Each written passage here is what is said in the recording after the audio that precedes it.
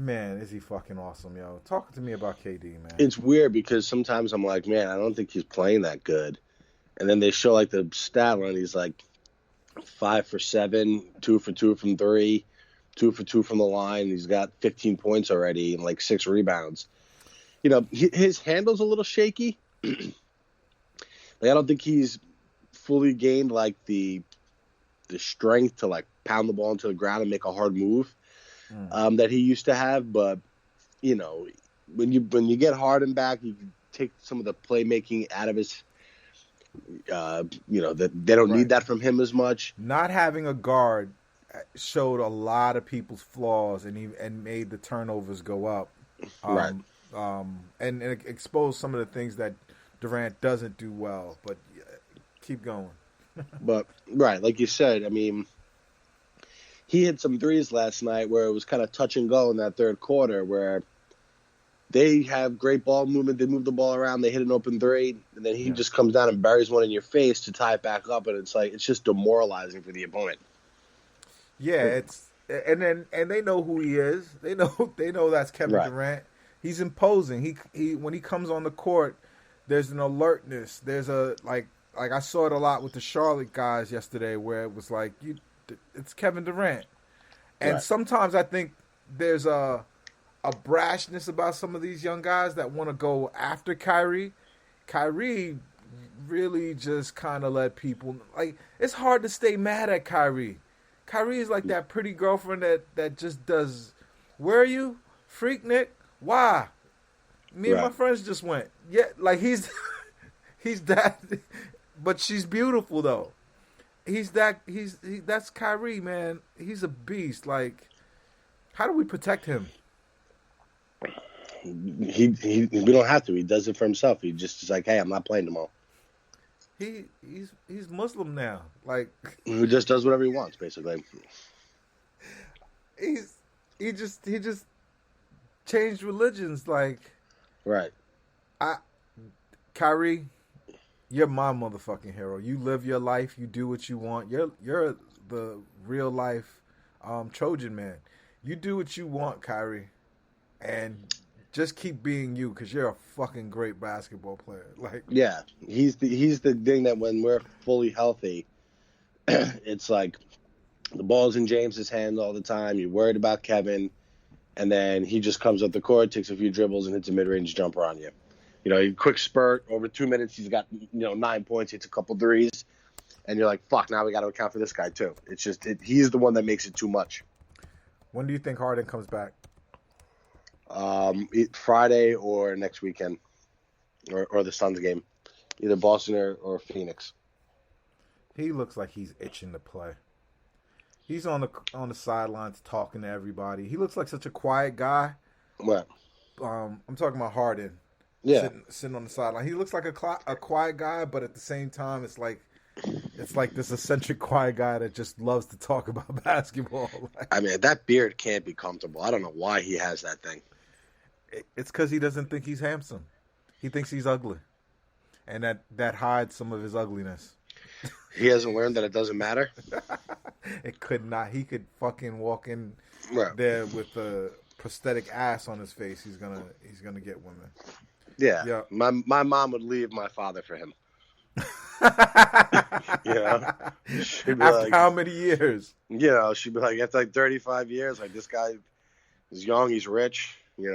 Look at his muscles on his stomach. Right. I love it. All right, let's do the week, man. The first game of the week coming up tomorrow is the Heat. Who? It's in Miami. It's in Miami, right? Yep. Give me the full schedule. So, was it Miami, New Orleans? So it's the Heat. It's the Heat on Sunday. It's the Pelicans on Tuesday. Coming with a back-to-back with the Raptors on Wednesday, and finishing out the week at the Celtics on Friday. I'm going to go win-win, loss-win. Yeah. I feel like the Nets want to send the Heat a message. The Heat are below the Knicks right now in the playoffs. Yeah. And the Heat might be our first, they're currently who we would play. I think we have to send them a message. I think we need to let them know it's not a game, and you know what? They're not that good. To be you are honest. what your record says you are. I mean, Yeah. They've been healthy enough where they should be better than this. Yeah, Butler's been back at least 20 games now, and honestly, he's shit. I mean, he's not shit. he's just not what Kyrie. He's not having a better year than Julius Randle. Right. Julius Randle is having a better year than Jimmy Buckets. I agree with that. So I'm gonna say we beat the Heat. I'm gonna say we beat the Pelicans. That I can't say the Pelicans are gonna beat us because of what I saw against the Knicks. Like they play no defense. They don't care. Like it's just they're really hyping up this kid. They're talking about that team is better when he has the ball in his hand. No, he's just impossible stopping going to the basket, but he's not James Harden. Like, right. He gets assists because he could just drop it off to someone who's just gonna dunk it or lay it up from 3 feet. He's not James Harden. Anyway, so we're gonna handle them with the time, but the Raptors are gonna get a sneaky win against us. Well, Durant won't be playing in that game. Blake Griffin won't be playing in that game. Who knows with Irving? I would have liked it for it to be the Raptors game that Harden comes back, but I have to think it's going to be Friday because they said they want him to play 2-on-2 first, then 4-on-4, and then a 5-on-5 before he could play. So the soonest that could possibly be is the Celtics. So think about this. This year, the Nets have traded a guy who had cancer in his kidney, signed a guy who had to retire over heart issues. We didn't even talk about it this episode. DeMarcus Aldridge is gone. It's just been that kind of season. It's like somebody's coming and going every week. We're just numb to it. We're like a whorehouse. It's just too much. It's always something. Sometimes I think we let it bother us more than we should. But at the same time, I'm like, these little fuck ups could mean a championship. And honestly, you can't have James Harden on top of Kyrie Irving and Durant and not win the championship. Yeah, no. And I think they're doing the right thing. They're not rushing these guys back. They don't give a shit about the regular season. They're still winning. And you can't be mad with the pickups they've had. Alize is a player that could be a net for 5-6 years. Nick Claxton could be a net for 10 years. Like, these are great. Right, Shamet could be here for another contract.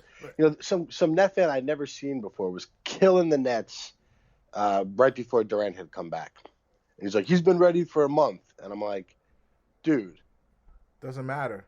Number one, what are your qualifications that you can diagnose injuries and when players are ready? And two, you have zero access to any information about this player's injury. Right. How are you making this statement with zero information? And based on the fact that you have 4 followers, I doubt you're a doctor or a physical therapist. Right. And that you also can say, well, this guy's been ready. It's like you just have to trust with those types of things that we don't have information on, that they're spending a lot of money for this performance team and the doctors and the medical staff. Yep. You have to let those guys do their jobs. And they're being careful. You have to, because the whole thing goes down if 2 of them go down. If one of them goes down or is in and out during the whole process, okay, they still have enough to win a championship. But a choice was made. I think it was the wrong choice. I think Drummond should have been. Well, hold on. But I'm good with this is the Eve I hate. Where is your proof that they could have had Drummond? No. It was no accident that it like if it's Brian Windhorst reporting it, then it's not true. But if another superstar in a city that you used to be in, Detroit, that was your boy, is saying you want to go to Brooklyn, it's because he knew that's where he wanted to go. And Drummond didn't sign until after LaMarcus signed. He was waiting for something. If he was going to go, waivers.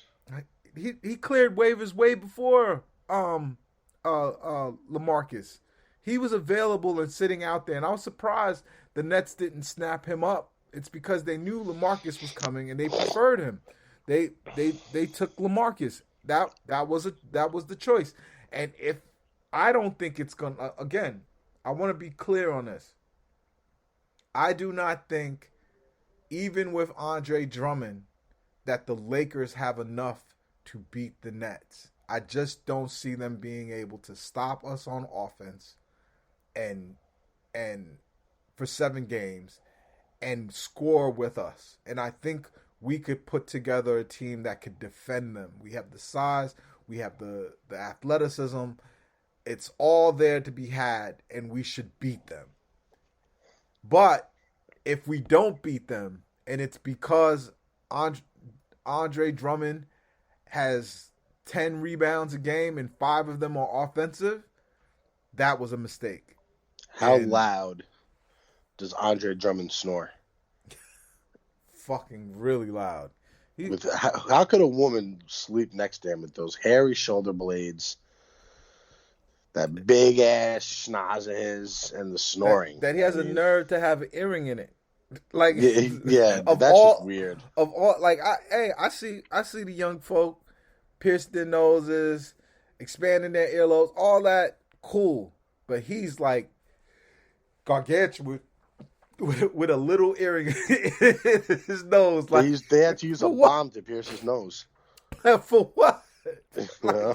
What did that do for you? What like it just looks weird. And and ever since he's been shaving his shoulders, I don't believe he's who he really is. He should just be himself.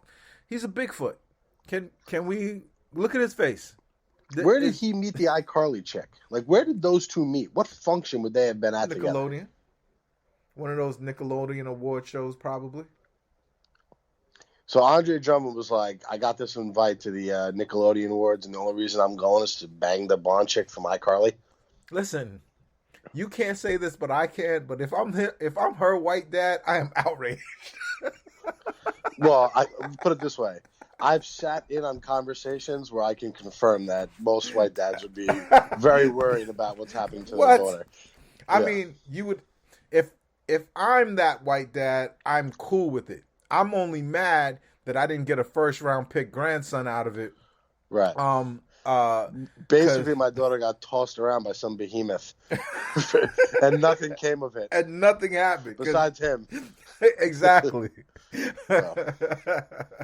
Anyway, looks like we're neither one of us are saying we're not winning a championship. We're winning a championship. We're winning championships. And life is good. I have one complaint, though. What is going on with the attendance at these games? Why are there not 4,000 people at these games yet? When are they going to start ramping it up? This is ridiculous. It doesn't make any sense. I'm not a COVID. I believe in it. I believe in precautions. I got vaccinated. I'm not like a denier of it. But it does not make any sense. I think they could responsibly do 20,000 based off of the fact that so many people. You can't get a ticket and you can't come in if you haven't had the why can't half the stadium be? You can go in these 2 entries. This half of the stadium is for vaccinated people.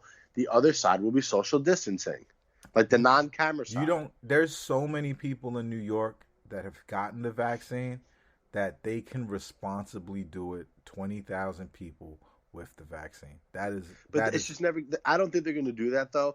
But I'm watching the Philly game. The 4,000 fans. It was a noticeable difference, right? In the production, like this is really bothering me because you would think if they're going to increase it, they Well, would the want to city start has to doing it. increase it first, though.